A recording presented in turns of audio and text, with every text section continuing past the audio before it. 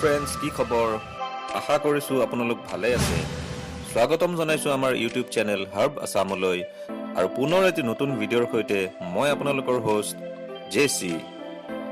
আজি মই আপোনালোকক কম এনেকুৱা এবিধ উদ্ভিদৰ বিষয়ে যিয়ে কেঞ্চাৰৰ দৰে মাৰাত্মক ৰোগকো প্ৰতিৰোধ কৰিব পাৰে। লগতে ইয়াৰ অন্যান্য ঔষধি গুণসমূহো আলোচনা কৰিম আপোনালোকৰ লগত। গতিকে প্ৰথমতে আমাৰ চেনেলটো ছাবস্ক্ৰাইব কৰি দিয়ক আৰু লাইক এটা কৰি দিলে অতিকৈ আনন্দিত হ'ম। তেন্তে আহকচোন আৰম্ভ কৰোঁ আজিৰ ভিডিঅ'টো। মই আজি ক'বলৈ ওলাইছোঁ পিঁয়াজৰ 21 বিধ ঔষধি গুণ আৰু ব্যৱহাৰৰ বিষয়ে। হয়, আমাৰ সকলোৰে ঘৰে ঘৰে উপলব্ধ এই পিঁয়াজ, ৰঙা পিঁয়াজ, হালধীয়া পিঁয়াজ অথবা বগা পিঁয়াজ। গৃহিণীসকলৰ বুকুৰ কুটুম এই পিঁয়াজ। পিঁয়াজৰ ৰসে যেনেদৰে সকলোকে কন্দুৱায়, একে সময়তে ইয়াৰ অতি হাৰত হোৱা মূল্য বৃদ্ধিয়েও আপোনাক মোক কন্দুৱাব পাৰে। তথাপিও আমি পিঁয়াজ খামেই, নহ'লে আঞ্জাখনৰ জুতিনো ক'ত। যি কি নহওক, আহকচোন প্ৰথমতে জানি লওঁ এই পিঁয়াজৰ বিষয়ে। ইয়াৰ অসমীয়া নাম পিঁয়াজ, বৈজ্ঞানিক নাম এলিয়াম চেপা। ইয়াৰ ফেমিলি এমাৰেলিডেচি। এতিয়া জানো আহক ইয়াৰ 21 বিধ ঔষধি গুণ আৰু ব্যৱহাৰৰ বিষয়ে। শিয়াল কুকুৰে কামুৰিলে পিঁয়াজ পিহি মৌৰে কামোৰা ঠাইত লেপ দিলে বিষ নষ্ট হয়। কাণ বিষালে পিঁয়াজৰ ৰস গৰম কৰি 4 টোপ দিব লাগে। বৃশ্চিকে কামুৰিলে পিঁয়াজ কাটি চূণ সানি লগাব লাগে। চুলি কুচাকুচিকৈ সৰিলে পিঁয়াজ কাটি ঘঁহিব লাগে।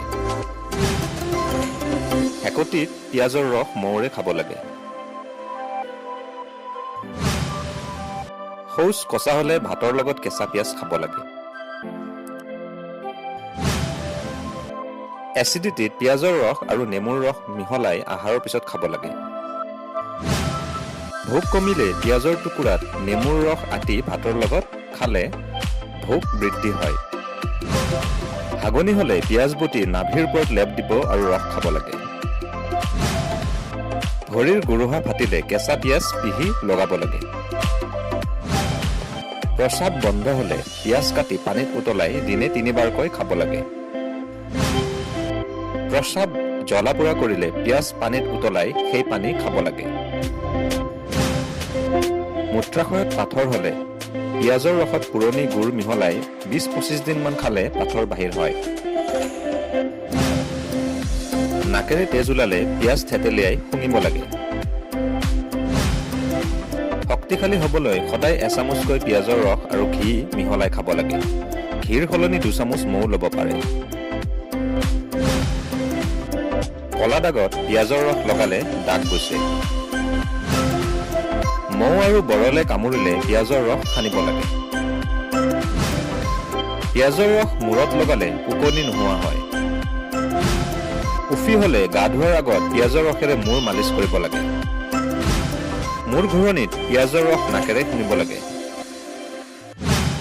পিঁয়াজ খালে শৰীৰত কেঞ্চাৰ প্ৰতিৰোধী এণ্টিবডি তৈয়াৰ হয় বুলি চিকিৎসা বিজ্ঞানৰ দ্বাৰা প্ৰমাণিত। গতিকে বন্ধুসকল, আশা কৰিছোঁ আজিৰ ভিডিঅ'টো আপোনালোকে বহুত ভাল পাইছে। তেন্তে পলম নকৰি এতিয়াই ভিডিঅ'টো লাইক কৰি দিয়ক, লগতে আমাৰ এই চেনেলটো ছাবস্ক্ৰাইব কৰিবলৈ নাপাহৰিব। আজিলৈ এৰিছোঁ। Stay safe, take care, bye বাই।